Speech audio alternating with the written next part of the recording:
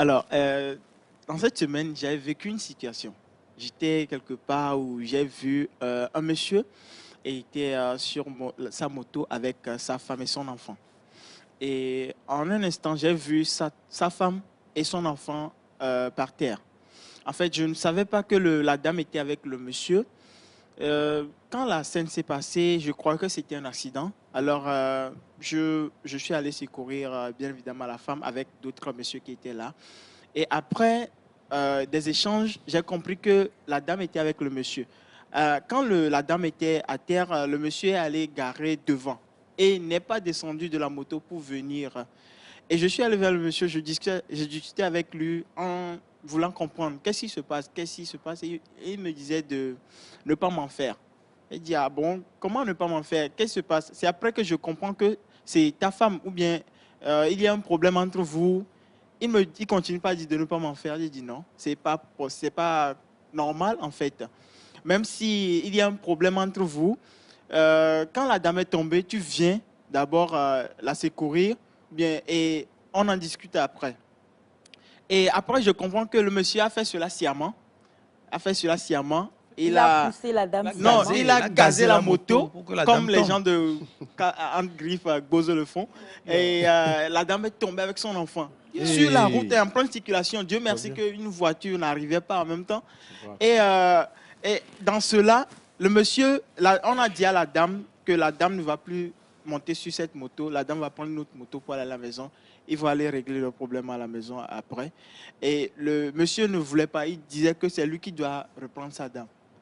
Et ça a failli dégénérer là-bas parce que il y a une autre personne aussi qui était très énervée, qui a appelé les forces de l'ordre, mais ça tardait à arriver. Et dans cette situation, arrivé un moment, il y a fallu avoir bagarre, on a fallu se battre, mais Dieu merci, on s'est calmé. Et dans cette situation, moi je pense, comment est-ce qu'on peut rester calme dans ces genres de situations et régler ces histoires? C'est compliqué parce que c'est là où je pense du calme pour régler toutes les situations, ou bien des fois on a besoin d'agir en même temps. Bonjour et bienvenue. Ici, nous analysons et nous partageons des connaissances et des réalités de vie les plus marquantes pour en tirer des clés de compréhension, d'inspiration et d'action. L'extrait que vous allez suivre est présenté dans un cadre éducatif, informatif et réflexif. Tout cela dans un environnement souple. Installez-vous bien et n'oubliez pas, ce n'est pas ce qu'on entend qui change une vie, mais c'est ce qu'on en fait. Merci, à tout à l'heure. Waouh. Je vais réagir par rapport à ça en passant par une autre anecdote. Puisque moi, je me dis que ça passe de l'intérieur vers l'extérieur. Vous voyez un peu. Des fois, il y a des choses qui se passent. Si vous n'avez pas la maîtrise, vous réagissez après, vous vous dites, mais quand même, qu'est-ce que j'ai fait? C'était dans un supermarché, ça fait un peu rire quand même. C'est un monsieur et son enfant. Il était en train de circuler dans les rayons du supermarché.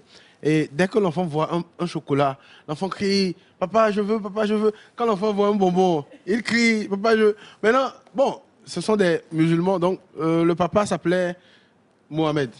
Donc, quand l'enfant crie et tout, le parent dit « Mohamed, calme-toi ». Il y avait une dame à côté. Pour la dame, en fait, c'est Mohamed qui est le petit. Vous suivez un peu? Donc, à chaque fois qu'il rentre dans un rayon, le parent dit... Vous avez capté, non? Oui, justement, le parent dit, Mohamed, calme-toi. La dame s'approche. Voilà. Donc, la dame s'approche, je me dis, mais vous êtes très gentil, que depuis l'enfant vous fatigue. Il dit, vous savez, mais vous dites, Mohamed, comme toi, vous avez la patience et tout, que c'est bien, qu'il a des qualités humaines et tout. Il dit qu'en réalité, que c'est moi, Mohamed. Que c'est pas l'enfant, Mohamed. Que s'il ne se calme pas depuis, il ne sait pas ce qu'il peut faire avec l'enfant. Donc, il se calme. À chaque fois que la situation se présente, ou que l'enfant l'emmerde, en fait, il dit, Mohamed, calme-toi. C'est à lui-même qu'il est en train de parler. Donc, c'est de l'intérieur vers l'extérieur. En réalité, on ne peut pas avoir un calme stoïque devant certaines situations. Ça, non. Mais vous pouvez être en train de vous enflammer et vous dire que non. Voilà, en éveil, on dit souvent Djemé, parce qu'il n'y a rien que vous faites. Les penseurs l'ont dit, il n'y a rien que vous ferez dans la colère qui soit quelque chose que vous allez apprécier après. Parce que c'est sous le coup de l'émotion. Et la colère de base est une émotion négative. Donc, à partir de l'instant où vous réagissez sous le coup de la colère, il n'y aura jamais d'aboutissant intéressant, en fait. À la fin, vous trouvez que, voilà, j'ai trop exagéré. Pas forcément, Voilà. hein. J'arrive, on va, Oui. on va prendre Ok. les autres apports et on va Oui. voir. Sandra? Déjà, avec la pensée, on nous apprend à nous entraîner. S'entraîner, c'est... Alors, la pensée dit entraîne, ok, Entraîne ton mental, oui. à être calme dans toutes les situations. Effectivement. Entraîner son mental, c'est un exercice.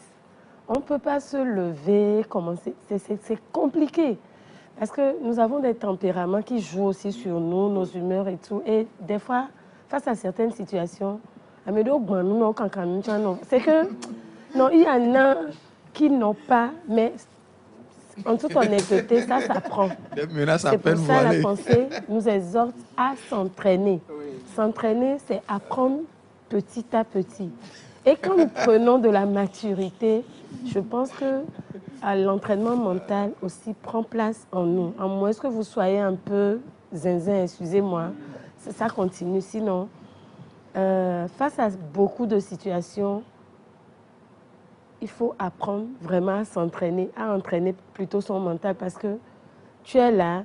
Moi, ce matin, j'avais suivi, déjà à 3h30, après la prière, j'ai commencé par suivre des trucs sur l'entraînement mental et bizarrement, c'est tombé dans la pensée. Ça parlait de comment gérer les situations, comment garder le silence.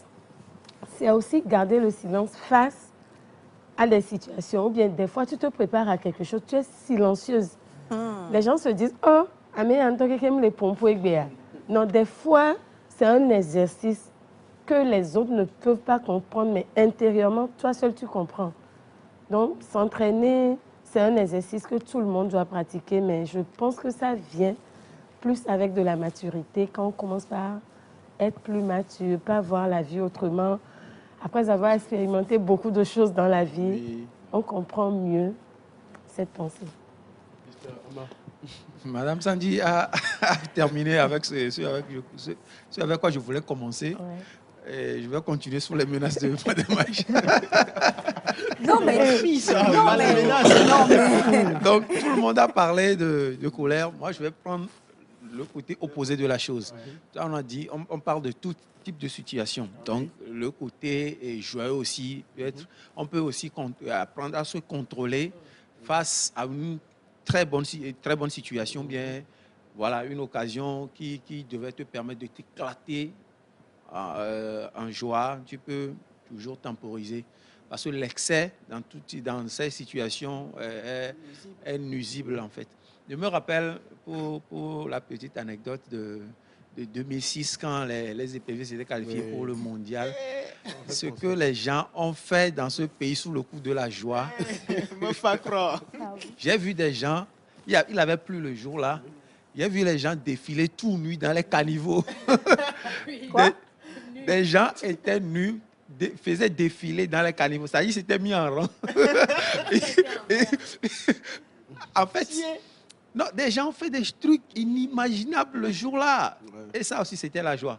Donc, nous devons apprendre plutôt à nous contrôler face à... Dans quel caniveau Dans le caniveau de la ville, en fait. Donc, voilà un peu. On ne doit pas se focaliser seulement sur la colère. Il y a aussi la joie qu'on doit contrôler. Et aussi, ce contrôle, comme l'a dit David Sandy, ça vient aussi avec l'expérience. Ce que la vie t'a enseigné va te permettre plus de te contrôler face à certaines situations. C'est la raison pour laquelle, des fois, vous allez voir certaines personnes et après, vous vous dites, oh, mais en tant que les gens disent, eh, oh, Yesu. Ce n'est pas forcément Yesu, mais au fait, ça change. Oui, c'est vrai qu'avec Jésus, ta vie change aussi. Mais les expériences de la vie te forment. Et toi, qu'on traitait de bagarreuse ou bien bagarreur, à un moment, toi-même, tu vois bagarre te regarde. Tu l'esquives. Tu l'esquives. Ouais. J'ai vraiment beaucoup aimé ce que vous avez dit parce que il y a déjà, c'est pas tout le monde on va dire ça. Parce qu'il y a des personnes qui naturellement sont des personnes zen en fait, qui naturellement réagissent bien face à toute situation. Oui. Et puis, il y a... Voilà, il y a les autres. La moindre étincelle, là, ça part tout de suite et ça devient tout autre chose. Et comme on le dit, je crois que pour beaucoup, en tout cas pour au moins la moitié, l'expérience de la vie finit par vous enseigner qu'il faut être... Ça ne sert à rien, ça va nulle part en fait. Maintenant, moi, je voudrais qu'on parle de l'autre moitié parce qu'il y a des gens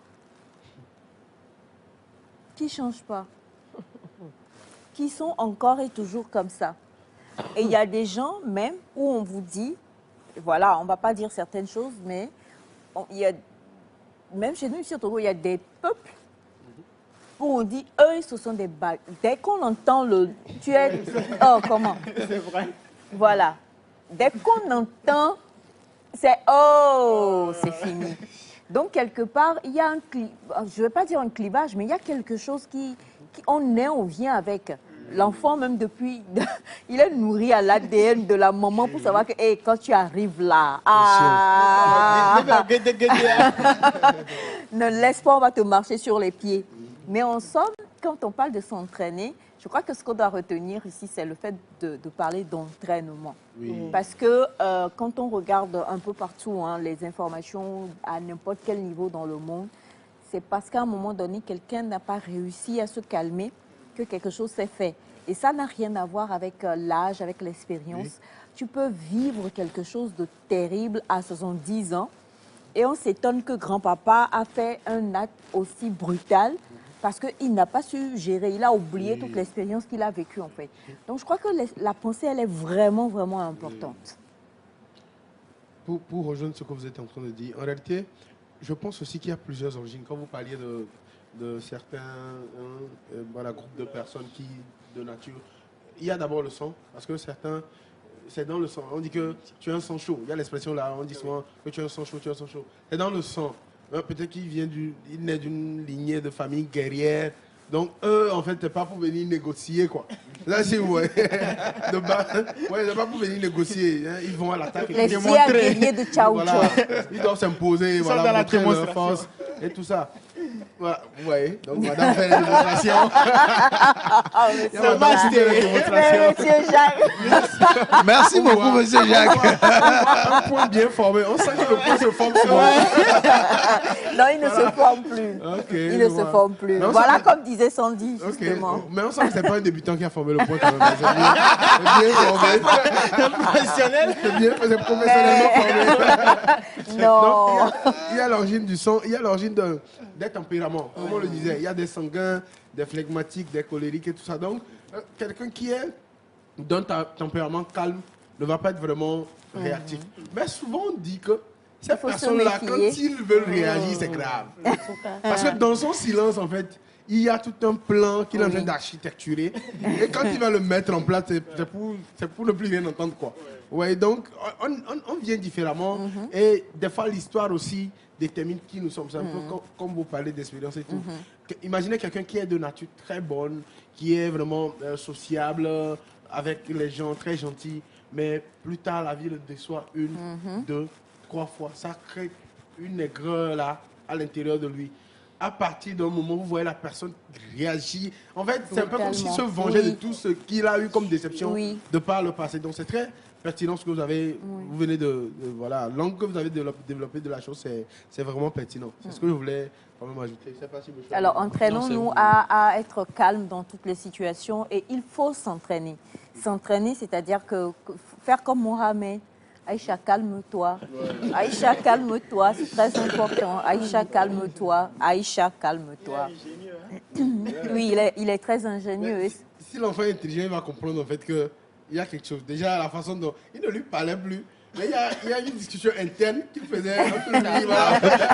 Il devrait rapidement comprendre que ce qui va venir après, c'est que c'est grave. Quoi. Avec les enfants ont tellement de l'influence à tel point que des fois, l'enfant risque de te renier dans cette petite caprice. Mais le tout dépend de la manière dont vous communiquez avec votre enfant pour pouvoir résoudre certaines choses. Il y a certains enfants, 2 ans, son nom, nous tous nous courons. C'est très, très, très... On a cette vidéo, plusieurs l'ont fait, hein, je crois que c'est un trait sur les réseaux. Tu vois là, ils sont en train de faire du shopping, bien. En tout cas, ils passent devant les boutiques et quand le papa voit la boutique de jouets, il fait semblant, il soulève l'enfant, il met la main et puis il court en fait pour que l'enfant ne voit pas. C'est important. Mais comme on le dit, entraînez-nous quand même à rester calme dans toutes les situations. C'est toujours mieux. La colère de l'homme n'accomplit pas la volonté de Dieu. Donc c'est toujours mieux d'être calme face à toute situation. Mais il faut se connaître d'abord. Et quand on sait qu'on est quelqu'un de colérique, s'entraîner à ne plus être colérique. Quand on sait que ça démarre rapidement au quart de tour, s'entraîner à ne pas être comme ça. Et même, je veux revenir sur ce que vous avez dit. Il y a les uns là, ils sont super calmes. Même pour revenir à ce que Sandra disait, parce que c'est quand tu commences à suivre Dieu que tu changes. Il y a des gens qui sont super calmes, mais l'intérieur bouillonne. Et ce sont des gens, pour eux, c'est un coup KO. La personne va rire, elle va être calme, mais le jour où elle t'assène son coup, tu peux être sûr et certain que ce coup-là t'a été asséné. Ces personnes aussi doivent s'entraîner à être calmes. Et pour ces personnes-là, c'est ne pas emmagasiner. Quand ça vient, traite-toi et élimine ça pour ne pas faire du mal plus tard. Donc, ça concerne chaque tempérament, en fait. Personne n'est à l'abri. Mais j'aimerais savoir comment éliminer en ce cas-là. Parce que je quand me on est retrouve quelqu'un de là-dedans. calme. Oui, vous êtes calme, mais à l'intérieur, c'est chaud. C'est ça, c'est très chaud. Vous n'avez pas oublié votre soeur. Et hier, vous n'étiez pas au boulot. Donc tout ça là, c'est dedans. Donc c'est ça. Avant que madame ne réponde à M. Wanda, j'aimerais ajouter un truc. Ce que madame vient de dire est très, très réel et très vrai. Il y a une petite histoire, hein. Ça va être un peu triste, mais c'est la femme qui découvre que c'est comme ça. Son mari regarde un peu ailleurs. Il est infidèle, c'est le mot. Voilà, il est infidèle. Le mari s'appelle Claude. Le mari s'appelle Claude. Voilà. Donc il ne fait que regarder. Eh, Bachana. Il est infidèle. Et, écoutez ce qui va se passer. Quand la dame découvre, vous savez ce qu'elle fait? Elle reste calme. Elle prend le temps d'avoir les preuves. Ah merde. Elle prend le temps d'avoir les preuves. Imaginez, hein, ils partent au lit. Hein. Ça va être triste, hein. Mais écoutez quand même. Elle fait tout pour que le monsieur s'endorme. Vous pouvez imaginer qu'il prend un couteau. Oh non. Attention à ce que vous allez dire. Oui, et il cisaille l'appareil génital elle du a monsieur. coupé elle a cisaillé les parties intimes du monsieur. La partie intime du monsieur. Et vous pouvez imaginer, elle a été inculpée. Oui. Mais en réalité, quand on est venu la voir, c'est ce qui me choque, moi. Vous voyez quelqu'un qui regrette, en fait, son acte. Vous suivez? Ça veut dire que le fait d'emmagasiner, en fait, nous emmène quelque part dont on n'a même pas idée. Et pour elle, elle se dit, c'est parce que ça fonctionne que tu... Voilà. C'est parce que ça fonctionne. C'est parce que ça fonctionne que tu fais ça, donc je vais couper. Donc je vais couper. C'est des choses à ne jamais faire. Voilà. Et sans imaginer que... sans imaginer que... Voilà. J'exige d'excuses. Non, mais voilà. Non, mais ce tempérament, franchement, certains ont... Moi, je vais vous conseiller, Monsieur Wanda, parce que vous demandez ce qu'il faut faire en ce sens-là. Pour avoir été dans ce genre de cas, Royesu. Parce que pour venir à Dieu. Parce que en fait, pourquoi? La crainte de Dieu est le commencement de la sagesse. À partir du moment où vous craignez Dieu, il y a beaucoup de choses que vous allez éviter de faire. Ça n'a rien à voir avec le fait de parler de Jésus. Hein. On le dit pour le taquiner. Mais qui que vous soyez, quand vous commencez par craindre celui qui est au-dessus et qui juge et soupèse les actes de chaque être humain, je vous assure qu'il y a des choses que vous n'allez pas faire. Parce que pour les personnes introvertes, déjà, tu es quelqu'un d'introverti. Donc, à la base, tu ne vas pas prendre le temps de venir dire, monsieur Ama, asseyez-vous. Pourquoi vous supportez le Real? Pourquoi vous m'embêtez tout le temps chaque fois que le Real gagne? Non, parce que ça va dire que je dois entrer en communication avec vous. Je vais me taire. Et puis, à chaque fois qu'ils m'envoient, j'emmagasine. Et le bonjour, où je vois que c'est devenu une bonne bombe. Il n'y a aucun match. Vous voyez? Il n'y a aucun match. Mais je sais qu'il va passer par là. Je mets bien la boule et quand c'est un coup KO, c'est parce que tu es vivant que tu parles, non? Voilà, je dis ça en rigolant, mais en fait, c'est quoi? Il faut comprendre que tous nos actes sont sous-pesés quelque part, qu'on veuille le reconnaître ou pas. Donc, quand on commence à craindre Dieu, tu comprends que ton prochain te fait quelque chose, si tu ne peux pas aller le voir, tu te dis, et on en a parlé il n'y a pas longtemps sur ce plateau, tu te dis, je vais oublier, je vais laisser, ou je le laisse à la justice divine, et puis c'est bon. Donc vous, là, comme ça, les choses que vous faites pour pardonner à votre soeur. C'est bon? D'accord. Craignez Dieu, voyez. C'est bon pour vous? Oui, c'est bon. D'accord. Merci beaucoup. Alors, rapidement, la pensée en MOBA avant qu'on puisse continuer. Donc, est-ce qu'on peut me remettre ça? Entraîne ton mental à être calme dans toutes les situations. Ayable que ton a ayulung dice lembako lo abali fiche omba ngam kala omba que c'est bon à nampang quoi alawa a tuna ayam yeni mbaka bona ba que c'est pang bonana akan tien nampang ai che so Nimpo Chumboa. Nimpo Bonchen. Nimpo Bonchen. Voilà, c'est Akpikaka. Même si on n'a pas compris, et c'est lui qui l'a dit, donc si vous comprenez mon bas et que vous avez suivi, merci de réagir. Avant de poursuivre, on a ce message qui rejoint ce que vous avez donné comme témoignage. Bon, je suis témoin de ce témoignage de M. Wanda. Le monsieur a fini par abandonner la femme et l'enfant en cours de route. Il allait rendre visite à un de ses frères parce qu'il était dans un moment un peu difficile. Quand on a vu la femme sous un arbre, elle nous a indiqué la maison du frère de son mari et on est allé le chercher. On l'a moralisé et il a fini par revenir reprendre sa femme et nous remercier. C'était à Agoué. Ouais, la personne était là, effectivement. C'était à Agoué, effectivement. C'était à Agoué. C'est vrai. Waouh. Wow, j'ai sidéré. Comme quoi, hein, il dit beaucoup de choses, mais il dit que la vérité. Voilà, donc, merci. Pas encore, pas encore. Alors, merci beaucoup, monsieur. Merci d'avoir suivi ce contenu avec nous. Si vous avez été interpellé, n'hésitez pas à partager vos réflexions avec nous en commentaire. Abonnez-vous pour ne rien rater à des prochaines analyses et discussions. Gardez à l'esprit, chaque parole peut devenir une source de transformation si elle est bien comprise et bien appliquée. À très bientôt.